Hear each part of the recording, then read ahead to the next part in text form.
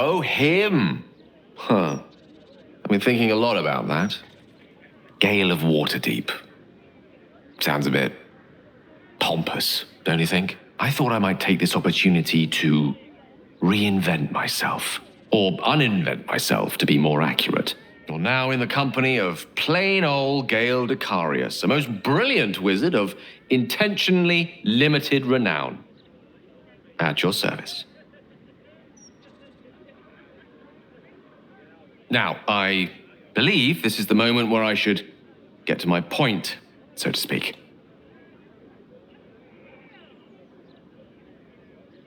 I love you. More than I've ever loved anyone, mortal or immortal. And you've proven your love for me in more ways than even the greatest mathematicians would dare to count. That being said, I wondered if you might consider accompanying me back to Waterdeep as a new member of the Decarius clan.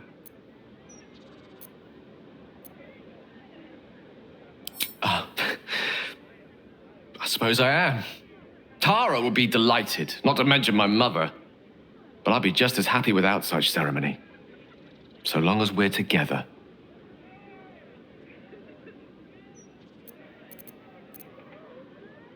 You will? Oh, thank goodness for that. We'll need to make the arrangements, of course. The Decarius clan is scattered far and wide, and you'll have invites of your own to send out, I'm sure.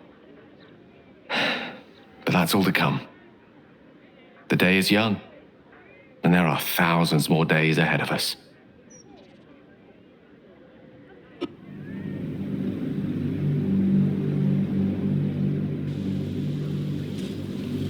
You and Gale have made a home for yourselves in Waterdeep. Sometimes it isn't clear what he loves more, his research or you.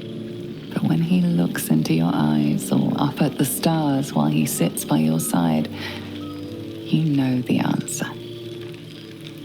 One such night, your reveries are interrupted by an embarrassed apprentice delivering an urgent message written in a frail hand. An invitation to a gathering of former allies, those who stood with you against the Netherbrain 6 months ago. Gale the adventurer has quickly become Gale the academic, but he's all too happy to leave his tower for this meeting.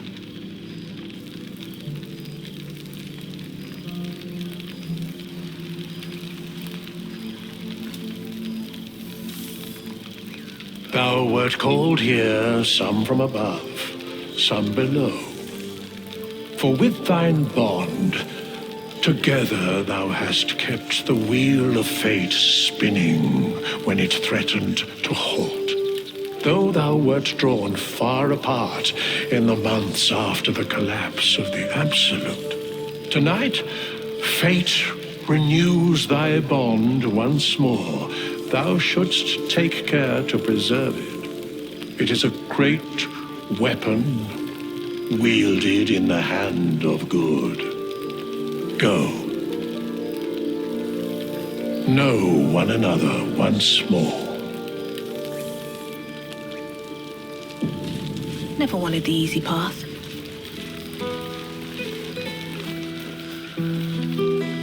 Now there's a face cycle. You're quite certain I look acceptable. I can't remember when I last wore something other than my teaching robes. Feels a little odd to find myself in something so unsinged.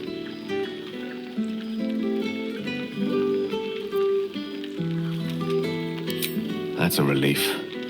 I wasn't sure if I'd made too much of an effort. Perhaps not enough. If only you'd applied those efforts to that thing on your chin. The day I shave this beard, Tara, is the day I shave you. For both our sakes, I hope it never comes. I won't keep you to myself for too long, but while I have you, I want to say thank you for encouraging me to attend this evening.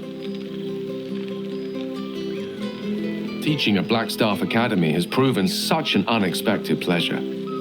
Sometimes I find it hard to tear myself away. Just one of the myriad unexpected ways, life has delighted me in recent months. Even my own city feels new to me, now that I share it with you.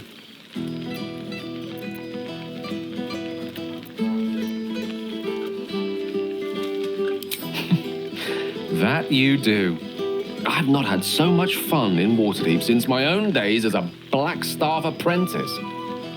You've certainly made quite the impression on my friends down at the Yawning Portal. The last I heard, they were thinking of naming a drink after you. I'm just glad you're happy there.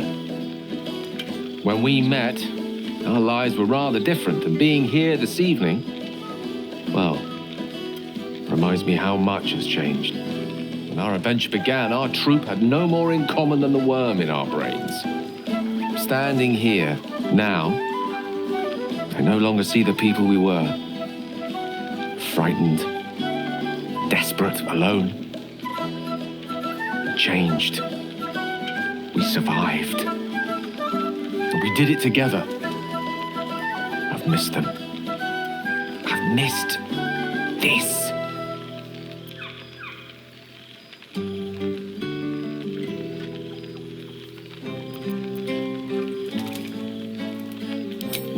No. I prefer the warmth of my library's hearth these days. But the feeling of adventure, I confess, that I long for. Now, Mr. Dekarios, we've spoken about this. You really must find safer pastimes for your own good and mine too. I have been dabbling with the idea of capturing our adventures with humble ink and parchment. It tales enough to fill a few good volumes. And when the truth runs out, who knows? My quill might take us on further adventures yet. Now, much as I could spend an eternity in your company, we see plenty of each other already.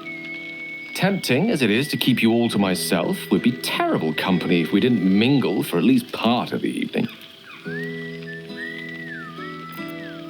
Enjoy yourself, my love. I'll be right here if you need me. Or else somewhere near the buffet. I can't believe this is real. Never thought we'd gather like this again. It's quite... yes, it's really quite lovely.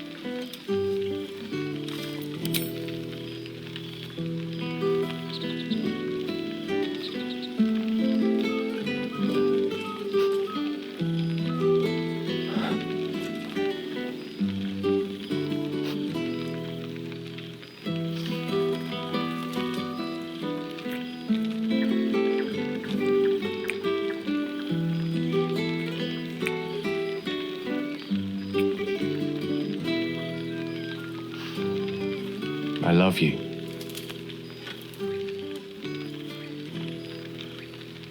Now go on, before I change my mind.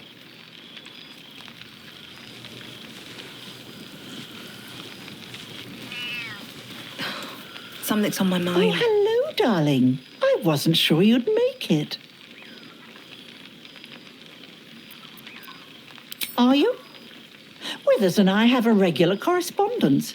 He's joined me and Mrs. Dekarios for a luncheon on more than one occasion. Of course, we'd love to see yourself and Gale more often, but you keep him so very busy, and we hate to impose.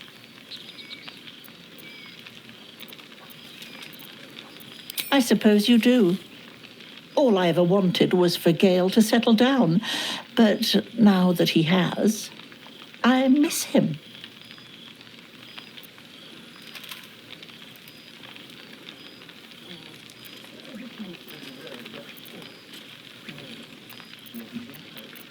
Yes, I am. And you're a dear for putting up with this cranky old Tressim. I may show my claws now and then, but I hope I never scratch you too deeply. Gale, on the other hand, the way he leaves his potions in absolute disarray. I know for certain he wasn't raised in a barn, but you'd never know it. We must begin our campaign to set him on the straight and narrow when we return home. Now, enjoy your party. You've quite earned it, if the balladeers are to be believed.